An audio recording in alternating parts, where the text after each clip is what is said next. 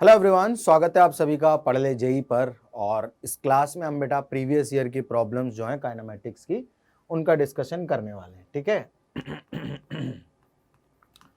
तो previous year में जो जेई मेन और जेई एडवांस में प्रॉब्लम्स आई हैं, ठीक है, उन प्रॉब्लम्स को हम डिस्कस करेंगे। ठीक है, दोनों ही टाइप की प्रॉब्लम्स होंगी, जेई मेन की भी प्रॉब्लम होंगी और जेई एडवांस की भी प्रॉब्लम होंगी। ठीक है, तो लेक्चर अपने आप में इंपॉर्टेंट बन जाता है। क्यों? क्योंकि प्रीवियस ईयर में कैसे क्वेश्चन पूछे जा रहे हैं उनका चर्चा हम लोग इस लेक्चर में करने वाले हैं। ऑलरेडी आप लोगों ने कुछ क्वेश्चंस है जो कर लिए हैं अपने लेक्चर्स के दौरान। मैंने काफी सारे क्वेश्चंस है, अच्छे क्वेश्चंस और कुछ ऐसे क्वेश्चन जो ऑलरेडी प्रीवियस ईयर में आ चुके हैं, मैं ऑलरेडी डिस्कस कर चुका हूं। राइट, अब जो बाकी के बचे हुए क्वेश्चन है उनके लिए एक प्रॉपर डेडिकेटेड लेक्चर है, जिस लेक्चर में हम लोग सिर्फ और सिर्फ प्रीवियस ईयर के क्वेश्चंस का डिस्कशन करने वाले।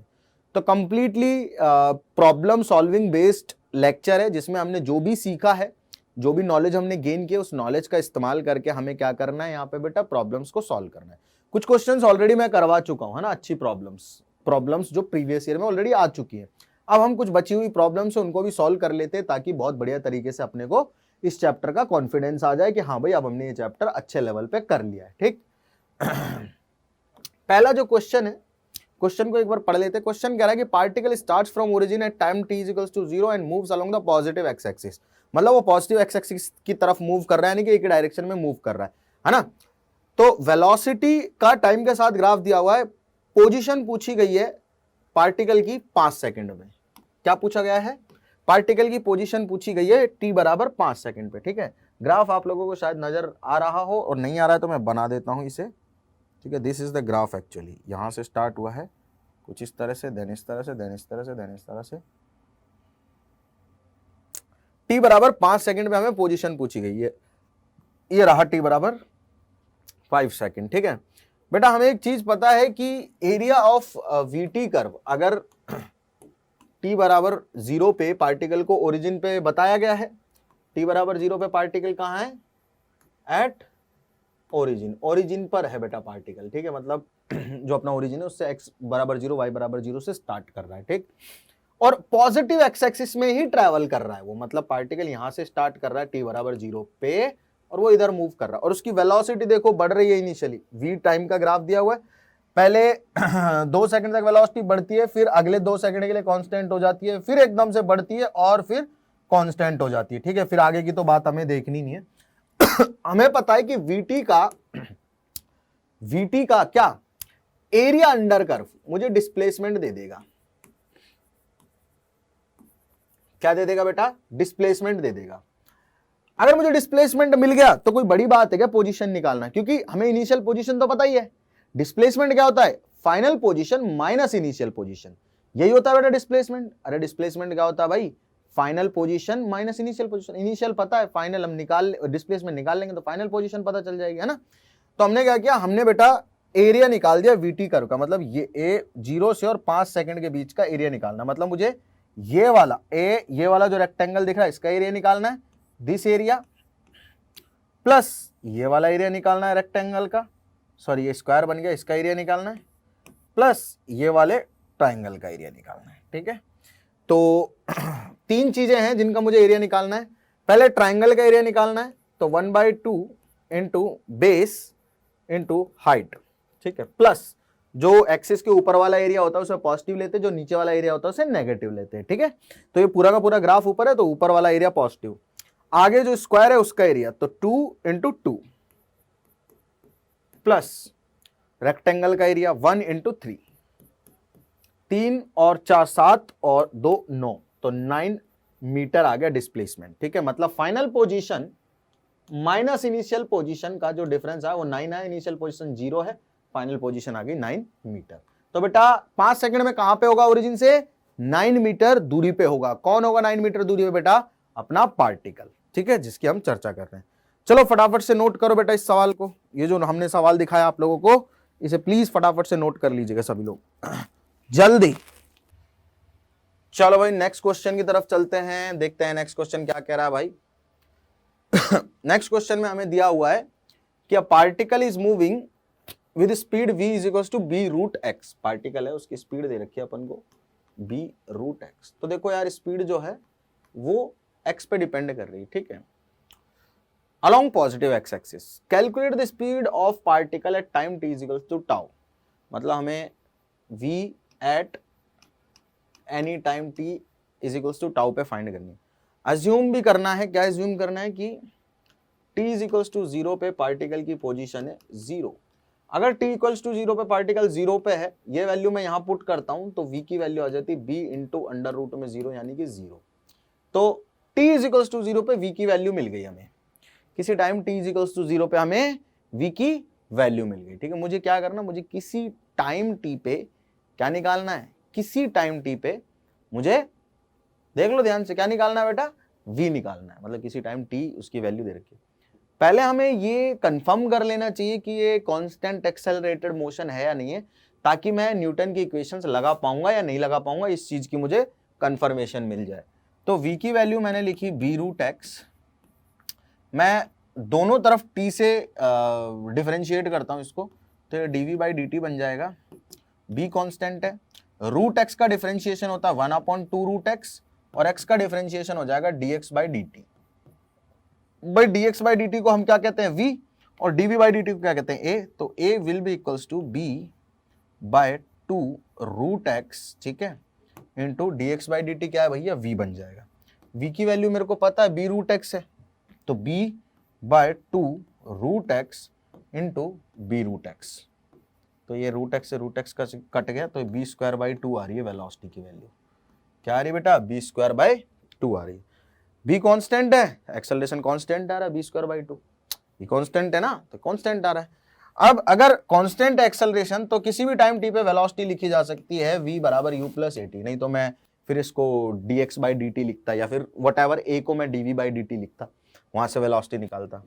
इनिशियल वेलोसिटी हमें पता t बराबर 0 पे x बराबर 0 है और v बराबर भी 0 है, तो दिस इज 0। तो वेलोसिटी आ जाएगी a into t is equals to tau, time पे देख रहे हैं ना, a की वैल्यू बी स्क्वायर बाई 2 और साथ में आ गया टाउ, खत्म कहानी। Second option is correct, second option is correct, ठीक है, क्लियर। चलो जी, let us now move on to the next question. A particle is moving with a velocity v vector. ये अच्छा सवाल है, देख लेना। पार्टिकल की वेलोसिटी दे रखी है हमको k y i cap plus x j। मतलब y वेरिएबल दे रखा है x डायरेक्शन में और x वेरिएबल है y डायरेक्शन में। देखना कितनी खतरनाक इक्वेशन है, देख लेना भाई, ठीक। k कांस्टेंट है, इसके पाथ की इक्वेशन लिखनी है। पाथ के इक्वेशन का मतलब है मुझे x और y में एक रिलेशन चाहिए। किसमें रिलेशन चाहिए मुझे भैया, एक x और y में रिलेशन चाहिए विदाउट t। अरे इक्वेशन ऑफ ट्रेजेक्टरी पढ़ी हुई है सभी लोगों ने, सारी चीजें पढ़ी हुई है ना। x और y में रिलेशन का मतलब होता है पाथ की इक्वेशन। मैथ्स में तो सभी पढ़ी चुके होंगे, सब जानते भी होंगे इस चीज को, ठीक। तो what will I do here, मैं एक काम करता हूं, मुझे ये तो पता है कि x डायरेक्शन की जो वेलोसिटी है वो है ky, ठीक है, आई कैप, और y डायरेक्शन की जो वेलोसिटी है वो है के एक्स जे कैप, ठीक है, यही है। अच्छा ठीक है, तो इसको मैं dx बाई डी टी लिख सकता हूं, तो I write it dx by d t, ठीक है, के वाई आई कैप। इसको मैं dy बाई डी टी लिख सकता हूं भाई, के एक्स जे कैप, ठीक है। तो मैं dy बाई डी टी में, ठीक है, भाग देने वाला हूँ, यही लिख देता हूँ, चलो dy बाई डी टी में मैं भाग देने वाला हूँ dx बाई डी टी का। ये कैंसिल आउट हो जाएगा, dy बाई डी एक्स आ जाएगा। तो dy बाई डी टी कहाँ, ये रहा के एक्स, और ये कितना है के वाई, के से के कट गया तो x अपॉन वाई आ गया। तो x डी एक्स बराबर y डी वाई आ गया, बराबर y डी वाई आ गया, ठीक है। दोनों तरफ इंटीग्रेशन किया, x का इंटीग्रेशन हो गया बेटा dx के रिस्पेक्ट में एक्स स्क्वायर बाई 2, ठीक है, प्लस सी, और y का हो गया y square by 2 plus minus c, ठीक है। क्लियर है, क्लियर है।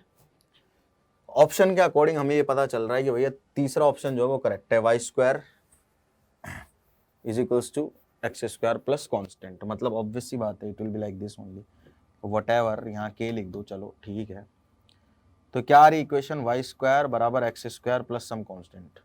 आ रही है नहीं आ रही है? अरे एलसीएम ले लो, दो कॉन्स्टेंट ही आएगा ना कहीं तो कोई, ठीक। अगर वैल्यूज पुट होती करने की होती और गिवन होती तो फिर हम निकाल भी देते, उसमें दो राय थोड़ी ना है, ठीक है। ये भी जेईई मेन का आया हुआ सवाल है। ये सवाल देखो कितना बढ़िया सवाल है और कैसे चुटकियों में करेंगे अपन। ये भी जेईई मेन का 2019 का सवाल है। Stream of a river is flowing with a speed of 2 kilometre per our.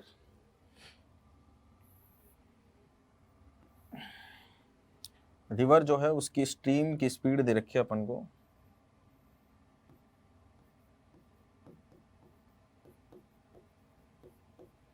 ठीक है।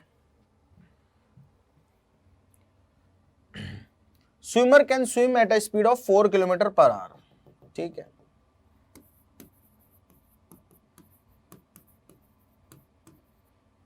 What should be the direction of the swimmer with respect to the river flow of the river to cross the river straight? मतलब कि swimmer को यहां से कितने angle पे चलना चाहिए, मतलब रिवर के साथ में पूछ रहा है वो।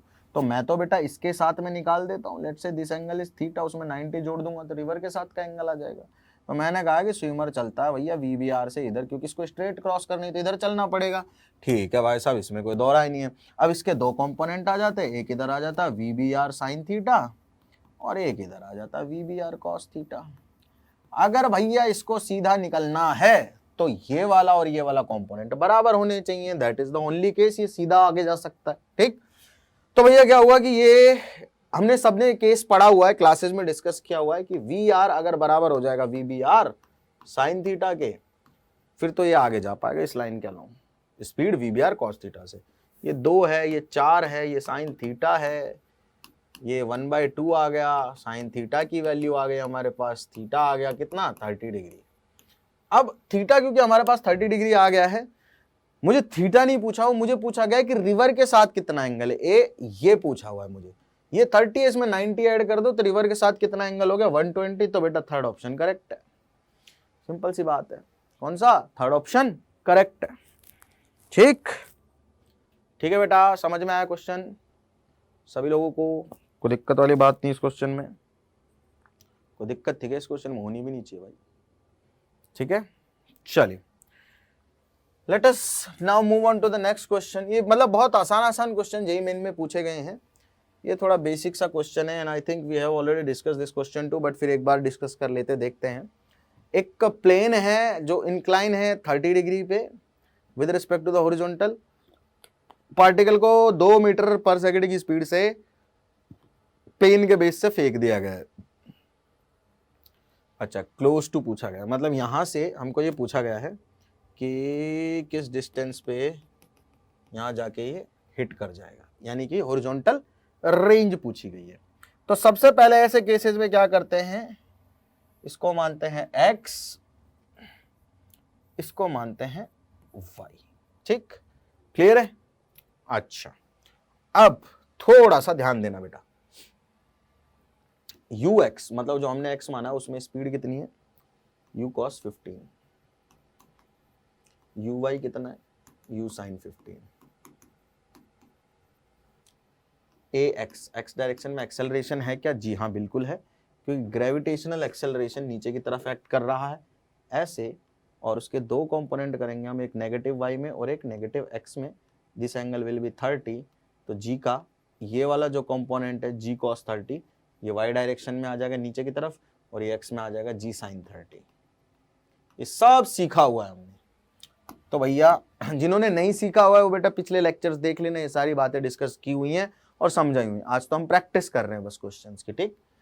तो हमने काम किया, छोटा सा क्या काम किया यार, हमने ax की वैल्यू लिखी कितनी -g sin 30, और हमने ay की वैल्यू लिखी, ay भी नीचे है ना, हाँ, g cos 30 sin 30 1/2 होता है, g की वैल्यू 10 रखूंगा तो -5 मीटर पर सेकंड स्क्वायर आ जाएगा। ये 10 होता है, √3/2 होता है, तो -5√3 आ जाएगा मीटर पर सेकेंड स्क्वायर। ठीक है, क्लियर है? चलो ठीक है ना। अब मुझे क्या पूछा गया, मुझे इसकी हॉरिजॉन्टल रेंज पूछी गई है। हॉरिजॉन्टल रेंज कितनी होगी? हॉरिजॉन्टल रेंज हो जाएगी बेटा uxt plus half axt², where t is time of flight. क्योंकि ये x डायरेक्शन में रेंज तब तय कर पाएगा जब ये टाइम ऑफ फ्लाइट के बराबर टाइम चल चुका होगा, क्योंकि टोटल हवा में रहने का time is time of flight. Time of flight is the very important term is this. ठीक है, क्लियर है? y का डिस्प्लेसमेंट 0, x में मैक्सिमम हो जाता है। ठीक, अच्छा टाइम ऑफ फ्लाइट क्या होता है? टाइम ऑफ फ्लाइट होता है 2 टाइम्स y डायरेक्शन की वेलोसिटी अपॉन a डायरेक्शन का डाउनवर्ड एक्सेलरेशन। अब डाउनवर्ड ही ना एक्सेलरेशन, हाँ हमेशा डाउनवर्ड ही रहेगा ये वाला। तो 2 टाइम्स y डायरेक्शन की वेलोसिटी कितनी है? u की वैल्यू दे रखी है हमें 2, ठीक है, 2 इंटू साइन 15, और इसको डिवाइड कर देंगे हम लोग ay से, ये है 5√3। ठीक है, अच्छा इसकी वैल्यू यहाँ पुट कर दो, r की वैल्यू आ जाएगी, r will be equals to ux कितना, ux कितना बेटा, u cos 15, यानी कि 2 cos 15 इंटू t की वैल्यू कितनी है 4/5√3 साइन 15, रुकना अभी जरा, खेल तो देखना जरा, 1/2। ठीक है, उसके साथ में क्या आएगा देखो, ax की वैल्यू कितनी, -5 इंटू t², मतलब इस पूरी कहानी का स्क्वायर, मतलब 4/5√3 साइन 15 का होल स्क्वायर। ठीक है, ये बेटा 2 cos थीटा साइन थीटा क्या हो जाएगा, sin 2 थीटा हो जाएगा, तो इट विल बी sin 30। 15 का 2 टाइम्स कर दो, मल्टीप्लाइड बाय 4/5√3 माइनस 1/2 इंटू, ये कैंसल आउट हो गया। ठीक, और ये बच गया 4/√3। ठीक है, और साइन 15 का, अच्छा एक सेकेंड 5 आगे है और 5 अंदर है, ये अलग अलग चीजें हैं। ठीक है, इसको मैं लिख सकता हूं, कैंसल आउट क्यों किया हुआ है मैंने, ठीक है, इसको मैं लिख सकता हूं 5 इंटू 16/75, 25 इंटू 3 हो गया। अब देखो साइन स्क्वायर थीटा है, ये क्या है बेटा, ये साइन स्क्वायर थीटा है। ठीक है, इसको हम क्या लिख सकते हैं, 1 minus cos 2 theta by 2, half angle formula लिख सकते हैं, नहीं लिख सकते? अरे हाफ एंगल फॉर्मूला तो पढ़ा होगा, मैथ्स में पढ़ा होगा, मैं नहीं पढ़ा होगा। Sine square theta is equal to 1 minus cos 2 theta by 2, या sine 2 sine square theta is equal to 1 minus cos 2 theta, और कॉस 2 थीटा की वैल्यू हम लोग बोलते हैं 1 minus 2 sine square theta. Cos 2 theta की 2 वैल्यू होती है, 1 माइनस 2 साइन स्क्वायर थीटा है 1, 2 कॉस स्क्वायर थीटा -1। ठीक है, ऐसा है। चलो, मतलब अगर यहाँ पे मैं 1 प्लस कॉस 2 थीटा बाई 2 कर दूं तो ये कॉस स्क्वायर थीटा हो जाएगा। ठीक है, क्लियर है? तो थीटा की जगह अगर मैं 15 रखता हूं तो साइन स्क्वायर 15 की वैल्यू मेरे को डायरेक्ट मिल जाएगी, मतलब ये बेसिकली मैथ्स इंक्लूड कर दी मैंने। साइन स्क्वायर 15 की वैल्यू क्या मिल जाएगी, 1 माइनस कॉस 30, कॉस 30 की वैल्यू कितनी होती है, √3/2। ठीक है, और इसमें पूरे में भाग दे दिया 2 का। ठीक है, तो आएगा 2 माइनस √3/4, कितना आ गया, 2 माइनस √3/4। अब इसको अप्रोक्सीमेटली कैलकुलेट कर लो, that will be your answer. Approximately पूछा उसने, क्लोज टू पूछा है, क्लोज किसके है बस देख लो, सारे अलग अलग ही, किसी एक के क्लोज आएगा। ठीक है, अरे cos 2 थीटा, cos थीटा की वैल्यू 15 रखोगे तो साइन स्क्वायर 15 बन जाएगा वहां पे, साइन स्क्वायर 15 यहाँ पे, तो उसकी वैल्यू निकालनी है, 1 माइनस कॉस 2 थीटा बाई 2 से निकालूंगा, और 1 माइनस कॉस 2 थीटा बाई 2 जो होता है cos 30/2 कर दिया मैंने, तो ये आंसर आ गया अपने पास। ठीक, क्लियर है? बताना देखना क्या आ रहा है कैलकुलेशन करने पे, शायद वो हो जाएगा 1/2 इंटू 4, मतलब 2/5√3। ठीक है, और साथ में नेगेटिव आ रहा है तो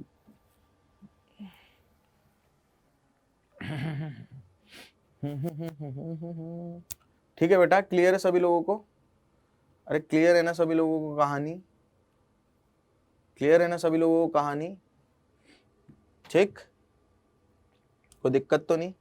एंगल 30 है, 15 है, तो इसको 15 के टर्म्स में लिखा पहले हमने, इसको 30 के टर्म्स में क्लियर किया। आई थिंक इसमें आंसर भी गलत दिए हुए हैं, it should not be that much actually. ठीक है, नेगेटिव वाला बड़ा हो रहा है आई थिंक, और ये छोटा हो रहा है। ठीक है, ux इंटू टी की वैल्यू क्या दे रखी है भैया? 4 sin 15/5√3। हाँ ठीक है,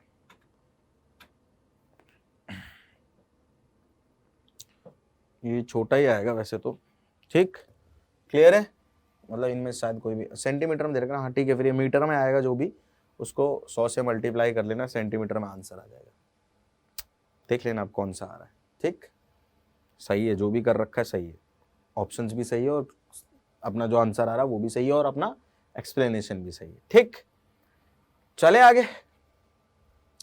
चलो जी नेक्स्ट सवाल पे चलते हैं।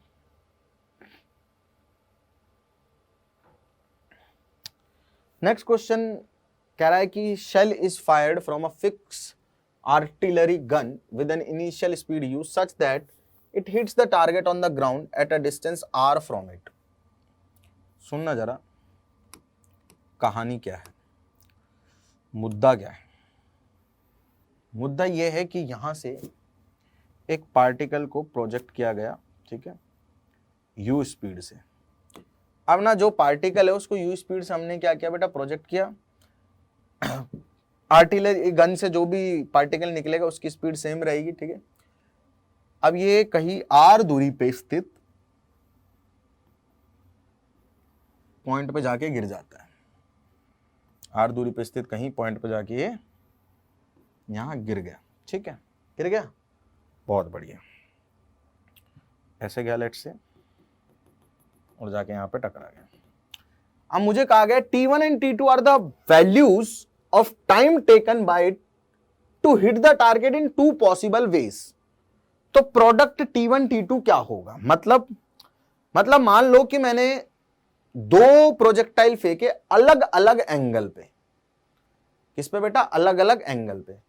अब वो एंगल या तो थीटा और 90 माइनस थीटा ही हो सकते हैं, तभी रेंज सेम आएगी। Range is same at theta and 90 minus theta. मतलब 30 पे फेंक रहा हूं तो 60 पे फेंकना पड़ेगा, तब जाके रेंज सेम आएगी। दोनों केस में रेंज सेम आएगी।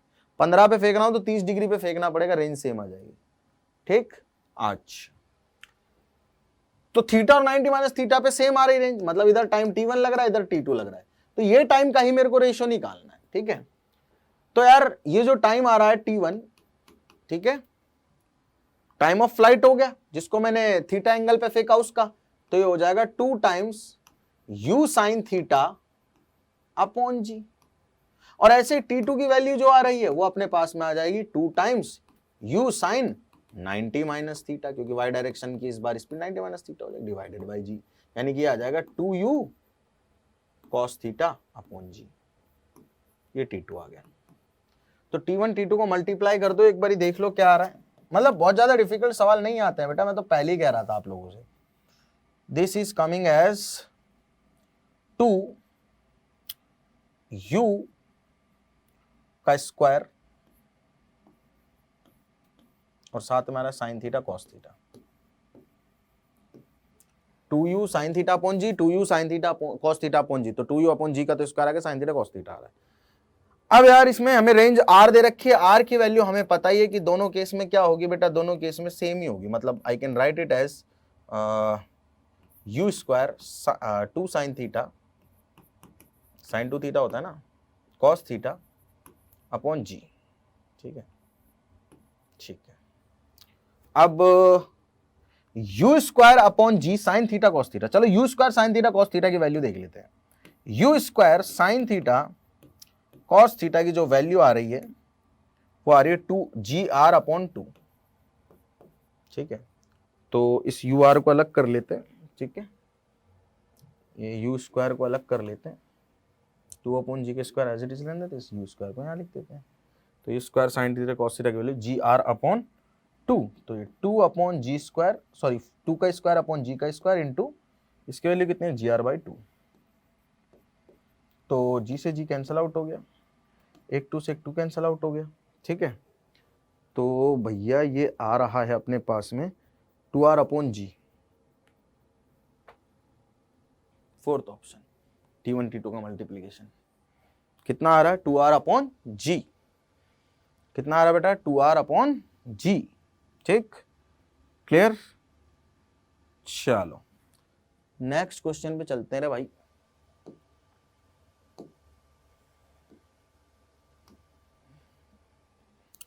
Two particles are projected from same point with the same speed such that they have same range but different maximum height. Formula 20 question, दो पार्टिकल है सेम पॉइंट से फेंकते हैं same speed से, अब उनकी रेंज सेम है, ठीक है, और उनकी हाइट डिफरेंट है। अगर रेंज सेम है, इफ रेंज इज सेम, अगर दो पार्टिकल उनकी रेंज सेम है, मतलब हमने एक को थीटा पे एक को 90 माइनस थीटा पे फेंका है। अगर थीटा पे फेंका है तो मैक्सिमम हाइट कितनी आएगी, you square sign square theta upon 2g, और अगर हमने 90 माइनस थीटा पे फेंका है तो मैक्सिमम हाइट कितनी आएगी, you square sine square 90 minus theta upon 2g। इसको मैं लिख सकता हूं you square cos square theta upon 2g। अब मुझे एक्चुअल में रिलेशन रेंज और मैक्सिमम हाइट का मैक्सिमम हाइट के मल्टीप्लिकेशन का निकालना है। रेंज क्या होती है पता है ना, वो तो दोनों केस में सेम आएगी। रेंज होती है u square 2 sine theta cos theta divided by g, ठीक है। मैं H1 H2 का मल्टीप्लिकेशन करता हूं, देखता हूं क्या आता है, ठीक है, क्योंकि हर एक ऑप्शन में H1 H2 को मल्टीप्लिकेशन दे रखा है ना। यह आ जाएगा यू स्क्वायर, ठीक है, और साइन स्क्वायर थीटा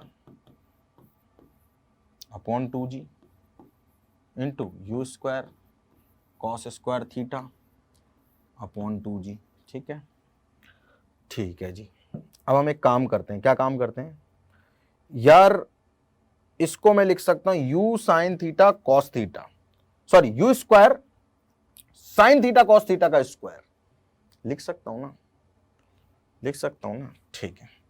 तो I write it as u square sine theta cos theta का स्क्वायर होल स्क्वायर, ठीक है, डिवाइडेड बाय, अच्छा मल्टीप्लाई में यू स्क्वायर भी आएगा, अच्छा यू स्क्वायर हो चुका है, ठीक है ठीक है ठीक है, यू की पावर 4 हो जाएगी ना, मैंने ऑलरेडी यू स्क्वायर लिख दिया, ठीक है ठीक है ठीक है, तो ये साइन स्क्वायर हो जाएगा कॉस स्क्वायर, ठीक है, अपॉन 4g स्क्वायर आ जाएगा, ठीक है, 2g into 2g 4g square आएगा।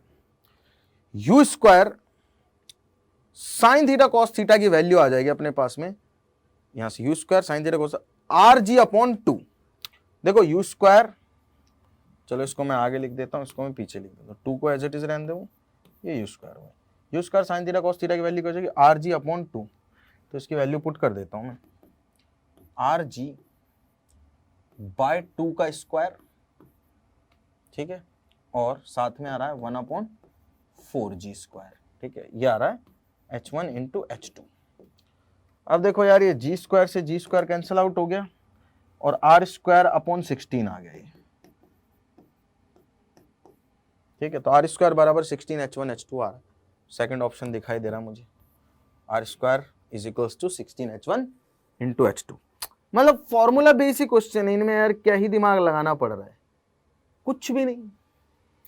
अच्छे सवाल जो हैं उनमें दिमाग लगाना पड़ेगा, जेईई एडवांस के क्वेश्चन अभी डिस्कस करेंगे, उनमें दिक्कत आएगी हमें, और ठीक है, बट हाँ कोशिश करेंगे कि दिक्कत ना ही आए तो बेटर है, ठीक है जी, क्लियर है। चलो, the trajectory of a projectile near the earth surface is given as y is equals to 2x minus 9x square, ठीक है, और इसको थीटा नॉट एंगल पे लॉन्च किया है, और वी नॉट इसकी स्पीड है, तो थीटा नॉट और वी नॉट दे रखा है, हमें पता लगाना। पहले इसको कंपेयर कर दो यार, x tan theta minus g x square upon 2u square cos square theta, यही है क्या, यही होता है क्या, यही होता है ना, क्या घबरा रहे हो इसमें, ठीक है जी, बहुत बढ़िया बहुत बढ़िया बहुत, मतलब x की जगह x से tan थीटा की जगह 2 आ रहा है, ले भाई इसका मतलब क्या है, इसका मतलब परपेंडिकुलर भी 2 है और बेस 1 है। परपेंडिकुलर अपन बेस होता है ना tan थीटा, ठीक। तो मैं यहां से cos थीटा निकाल लूं, cos थीटा हो जाएगा 1/√5। अरे यार ट्राइंगल है तो समझ में आ रही है नहीं आ रहा, देखो जरा ध्यान से, ऐसे ट्राइंगल होगा कोई, ठीक है, इसमें ये एंगल होगा थीटा नॉट, तो ये 2 होगा, ये 1 होगा, तो ये √5 होगा। अब इसमें cos थीटा क्या हो जाएगा, 1/√5 हो जाएगा। क्या है यार, तो एक्स स्क्वायर की जगह तो एक्स स्क्वायर है, लेकिन 9 की जगह पे आ रहा है 2, सॉरी 9 की जगह पे क्या आ रहा है 1/g/2u² cos स्क्वायर थीटा, ठीक है, ये आ रहा है। तो 9 की जगह पे आ जाएगा g की वैल्यू 10/2 इंटू यू स्क्वायर की वैल्यू कितनी हो जाएगी बेटा, v0² cos स्क्वायर 1/5, ठीक है। तो v0² की वैल्यू आ जाएगी अपने पास में 50/18, ठीक है। इसको सॉल्व भी करना है, 25/9, तो v0 की वैल्यू आ जाएगी 5/3। तो v0 की वैल्यू 5/3 है और v0 यहाँ 5/3 है और यहाँ 5/3 है, और cos की वैल्यू 1/√5, ठीक है। थर्ड ऑप्शन करेक्ट है, देख लो भैया, cos थीटा की वैल्यू cos इनवर्स 1/√5 और v0 की वैल्यू 5/3। ऐसे क्वेश्चन आते हैं, पेपर में ही आता है। अब इनको इसीलिए डिस्कस कर रहे हैं हम लोग, मैं सॉल्व इसलिए करवा रहा हूं इन क्वेश्चंस को कि आपको ज्यादा से ज्यादा ये आइडिया रहे कि किसी भी क्वेश्चन को हिट कैसे करना होता है और किसी भी क्वेश्चन को सॉल्व करते कैसे हैं, ठीक है। क्लियर है यार, कॉन्सेप्ट तो अपन सारे पढ़ ही चुके हैं ना। देख, ऐसा तो कोई होगा नहीं पर्टिकुलर चैप्टर या पर्टिकुलर लेक्चर जिसमें हमने कॉन्सेप्ट डिस्कस नहीं किया गया होगा। बढ़िया से कॉन्सेप्ट डिस्कस किए सभी लोगों ने, ठीक। चलो चलो जी, नेक्स्ट।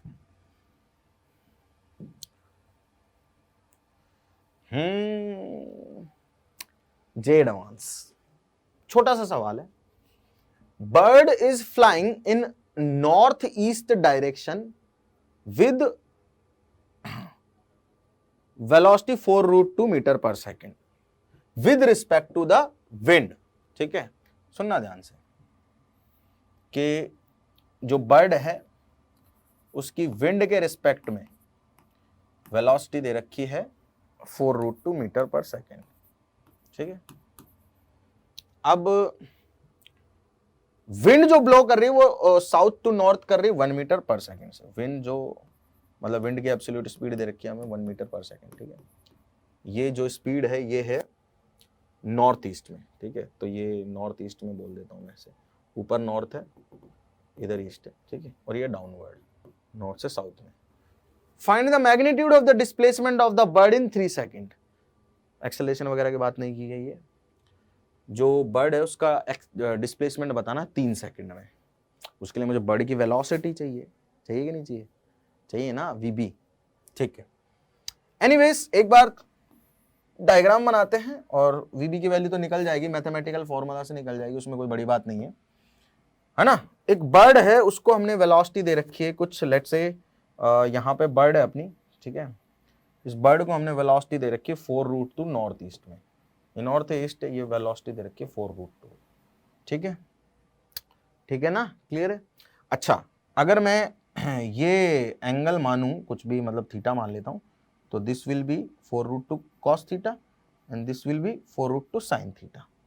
ऐसा होगा, होगा कि नहीं होगा, 4√2 cos थीटा हो जाएगी, 4√2 sin थीटा हो जाएगी नहीं हो जाएगी।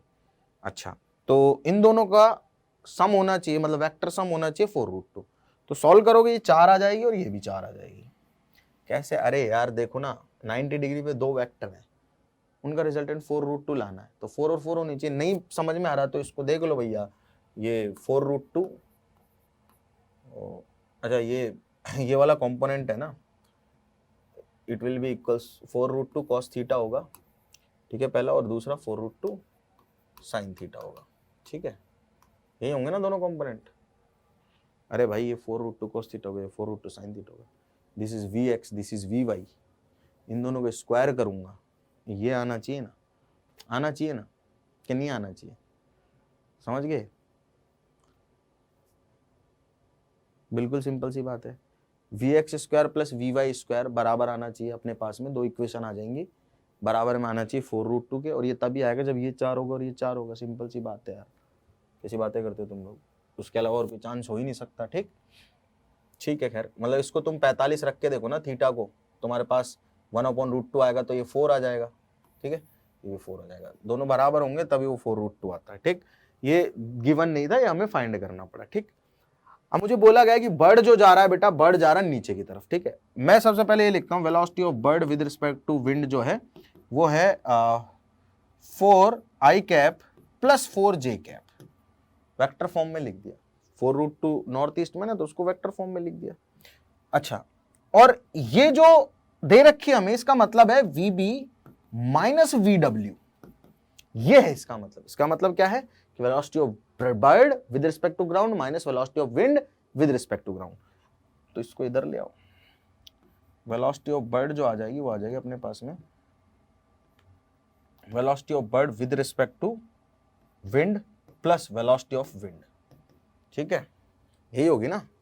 ठीक है, अच्छा तो अरे इसको इधर ले आया मैं, तो VBW और प्लस VW। ठीक है, ये 4i प्लस 4j और ये आ रही है माइनस 1j, क्योंकि नीचे की तरफ है नेगेटिव वाई डायरेक्शन में, बर्ड की वेलोसिटी ऐसा दिया हुआ है भाई डाउनवर्ड डायरेक्शन में, तो हो जाएगा 4i प्लस 3j। यह एक्चुअल स्पीड है ग्राउंड के रिस्पेक्ट में अपने बर्ड की, सॉरी वेलोसिटी है। तो बर्ड की स्पीड का मैग्नीट्यूड कितना आ जाएगा, √4 का स्क्वायर प्लस 3 का स्क्वायर, ये आ गया अपने पास में 5 मीटर पर सेकेंड। तो 3 सेकंड में कितनी दूरी चल देगा भाई, 1 सेकंड में 5 चल रहा है, 3 सेकंड में कितनी दूरी चल देगा, 15 मीटर। खत्म displacement of the bird, actual displacement of the bird with respect to ground. ठीक, क्लियर? आ रही है बात थोड़ी थोड़ी समझ में, थोड़ी थोड़ी तो आ रही होगी। सिंपल था, मतलब कांट कॉल इट डिफिकल्ट, बस सिंपल एक्चुअली। ठीक, अच्छा जी, एक और सवाल है अब अपने पास में। I think this one is the last question. इसमें थोड़ा लैंग्वेज डिफिकल्ट है, जेईई एडवांस 2014 या 2016 का आई थिंक ये क्वेश्चन है, बहुत बढ़िया क्वेश्चन है ये। इसको ढंग से करते हैं, थोड़ा बाकी सारे तो इजी क्वेश्चन थे। एयरप्लेन है, दो दिखाई दे रहे हैं, ये ए है, ये बी है। पहला वाला 30 डिग्री पे उड़ा, दूसरा वाला 60 डिग्री पे उड़ा हॉरिजॉन्टल के साथ में, यहां तक की बात अपन को पता चल गई। The speed of A is, A की स्पीड दे रखी है 100√3 metre per second. Eight time t बराबर 0 an observer in A finds B at a distance of 500 metre. मतलब ये जो ए है ये देखता है कि बी जो है ये 500 मीटर दूर है। ठीक है, ऐसा देखता है, इसको लगता है, क्या लगता है इसको कि ये 500 मीटर दूर है। ठीक है, और इसको ये भी लगता है कि this observer see B moving with a constant velocity perpendicular to the line of motion of A. और ये भी देख रहा है कि बी जो है, मतलब एक्चुअल में से ऐसा लगता है कि कांस्टेंट वेलोसिटी से मूव कर रहा है, जिस डायरेक्शन में ये जा रहा है ना उसके परपेंडिकुलर। मतलब बी की जो वेलोसिटी है ए के लिए ऐसे है, विद रिस्पेक्ट टू ए ऐसी है, लाइन ऑफ मोशन ऑफ ए है ना उसके परपेंडिकुलर है, किसकी, बी की डायरेक्शन ऑफ मोशन, और कांस्टेंट वेलोसिटी से चल रहा है बी। हमको बताना है कि इफ एट टी बराबर t0 A just escapes being hit by B, तो t0 को बताना है सेकेंड्स में। तो सवाल की लैंग्वेज जो है बड़ी घूमी फिरी सी लग रही होगी आप लोगों को, बट ठीक है नहीं, एक बार जरा चख लेते हैं क्या बात है क्या नहीं है। ठीक है, ये एक लाइन खींच दी हमने, ठीक है, सुंदर सी। अब हमने 2 लाइन और खींच दी। ये बेटा ए है, इस लाइन के अलॉन्ग उड़ रहा है 30 डिग्री पे। ठीक है, यहां कहीं है ये, मान लेते हैं ए, और ऐसे कहीं उड़ रहा है यहां से 60 डिग्री पे बी। ठीक है, यहां कहीं है बी। ठीक है, ये 60 डिग्री है, ये 30 डिग्री है, ज्यादा स्लैंट है, ये कम स्लैंट है। ठीक है, इसकी वेलोसिटी मैं मान लेता हूं इधर की तरफ है v। ठीक है, इसकी वेलोसिटी इधर दे रखी है 100√3। ठीक है, अब ए ऑब्जर्वर है तो ए को रेस्ट पे ले आते हैं सबसे पहले, तो ए को सबसे पहले रेस्ट पे ले आते हैं, तो ए की वेलोसिटी इधर दे देते हैं ए की वेलोसिटी का जो एंगल होगा देख लेना भैया मैथ से पूरी, ठीक है। हॉरिजॉन्टल के साथ ये 30 डिग्री होगा,